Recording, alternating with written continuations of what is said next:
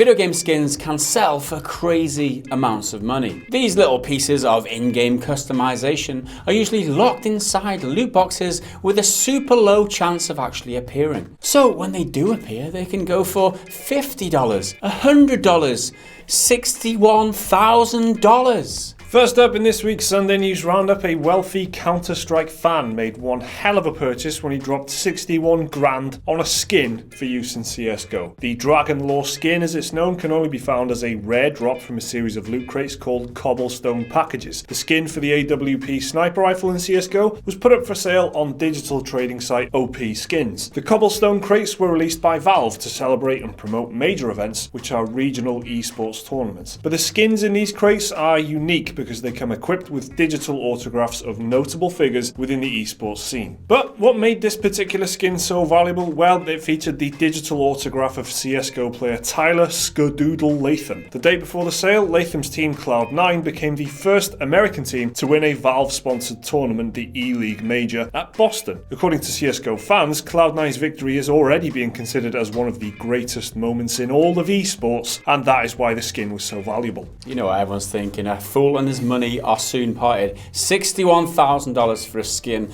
on a game which isn't even real. How are Valve still supporting this? They're generating this, like, the value of these items. We don't give Valve enough shit for this, do we? I think the guy who signed it got any of that money? I mean, because I don't know. It's kind of at least there's some kind of artifact, I guess, is attached to this event in some way, so there is maybe some kind of significance for it. If the community thinks it's one of the best esports events or whatever of all time, then this is kind of a commemorative thing of that, I guess. But, you know, is that going to retain its value? Is that going to be worth 61 grand in a few years? I don't know. But, you know, whoever's got it has now, you know, it's now attached to their account or something.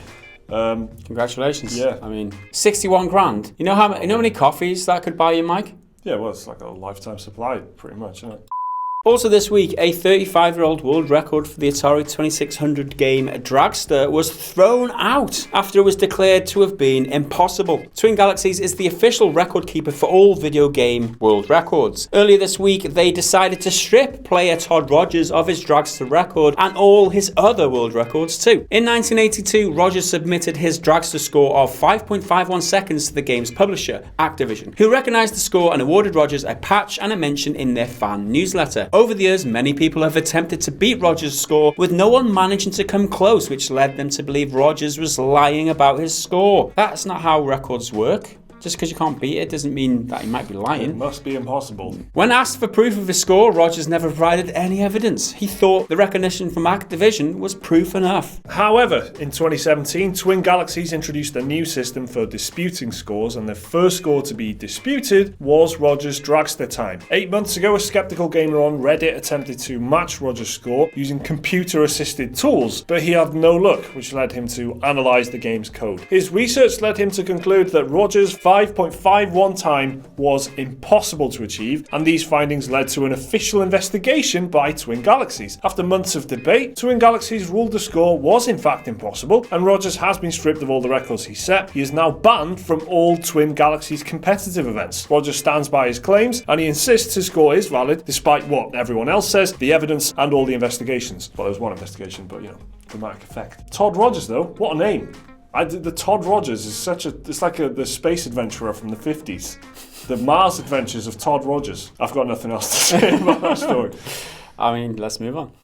In other news, the Nintendo Switch has been a sales powerhouse in its short lifetime, with 14.86 million consoles sold since launch in March of last year. This means the Switch, which isn't even a year old yet, has already outsold the Wii U, which sold 13.5 million units over the course of its lifetime of 5 years. Nintendo's Switch exclusive games have also sold very well, with Super Mario Odyssey selling 9.07 million copies, Mario Kart 8 Deluxe selling 7.33 million copies, and Legend of Zelda Breath of the Wild selling 6.7 million copies. And with sales figures like these, it should come as no surprise that Nintendo's profits are up by 261%. In their yearly earnings report, Nintendo announced this week that they had reached a revenue of 482.97 billion yen, which is roughly 3.14 billion pounds. Well, this week Nintendo also announced the online subscription service for the Switch will launch in September. The online service will give players access to multiplayer, eShop discounts, and a collection of classic classic games. As for pricing, the official Nintendo website says there will be 3 options available for the service. 1 month will set you back $4, 3 months costs $8, and a full year is $20.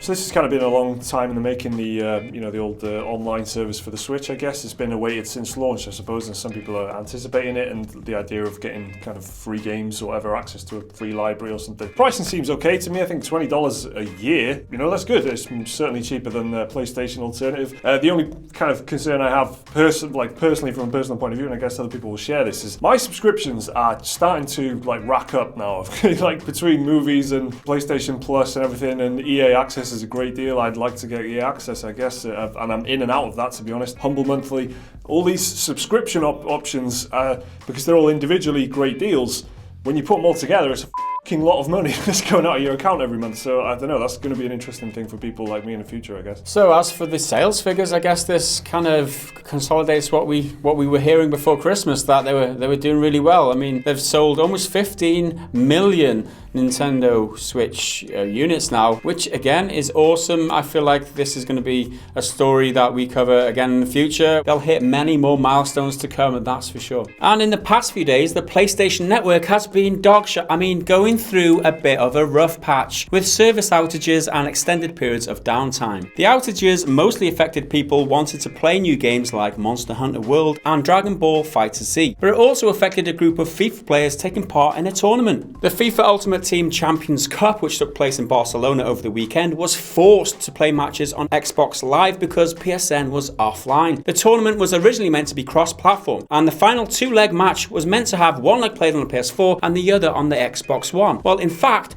all the post-quarterfinal matches had to be played on the Xbox One. After the tournament ended, Sony said PSN's online problems had been sorted out, but FIFA players reported they were still unable to access FIFA's online services. PSN's extended downtime has pushed Sony into the spotlight, and they're now under scrutiny from fans who are paying to use the PSN and questioning the reliability of the service. I'll talk about my personal experience. I've never been a subscriber to PSN, and I got Monster Hunter World on the weekend. So they give you 2 days free use of the PSN to try it out, and that was really cool. Most of the time it was offline. That's a great kind of advertisement for what kind of value for money I could be getting if I was subscribing. No fucking thank you. I wasn't able to play Monster Hunter World because it was my secondary PS4, but then I couldn't set it as my primary PS4 because I couldn't access the network, and so I was just left not being able to play a game. Fucking bullshit. Sort your shit out, PSN. How much money do they make off people? Can't they just have a backup network or something that people can access? It's bullshit. Well, I mean, they are giving everyone NAC for free in February, so I take that all back. That's good. I take that all back. And next up, analytics firm SuperData published its 2017 year in review, and shocking everyone, they said PlayerUnknown's Battlegrounds dominated the premium PC market in 2017. SuperData's report revealed PUBG ended the 2017 fiscal year with a whopping $712 million in revenue and around 30 million copies sold on a PC. Interestingly, SuperData also said 12% of revenue for the entire PC platform was claimed by PUBG, with Destiny 2, GTA Online and Divinity Original Sin 2 also raking in the millions. PUBG Corp announced this week they would be releasing an update to make the desert map more fun after players started to delete the files for it from their game because they were sick of playing it. For those who might not know, PUBG lacks any kind of server browser or map selection, and many players in the PUBG community have expressed disappointment with the new desert map. They just don't want to play it anymore. The desert map is one of only 2 maps in the game, and it seems some players just prefer playing the original Erangel map. PUBG Corp are rebalancing the desert map Miramar to, quote, improve the engagement experience. What's one way of telling whether your map's any good? It's whether people delete it off their systems because it's so bad. I mean, that's quite a own goal. I hate it when the engagement experience just isn't good, though. Please improve the engagement experience. Yeah. Just sort it out. And finally, they're making a Mario movie. Yay. Nintendo has signed up Despicable Me studio Illumination to make an animated film based on the world of Super Mario. The project will be produced by Illumination CEO Chris Meledandri and Shigeru Miyamoto. There is a Mario movie already, Super Mario Brothers, but that one is shite. It's well bad. That's inaccurate. 15% on Rotten Tomatoes or some shit like that. pretty bad. Shigeru Miyamoto was involved in that too, so let's hope that track record doesn't, that form doesn't stick true. Let's hope he can produce something better this time, but it is animated. Despicable Me was also alright. Yeah. Was it? Minions, all the kids love the Minions, right? So, maybe they can get that.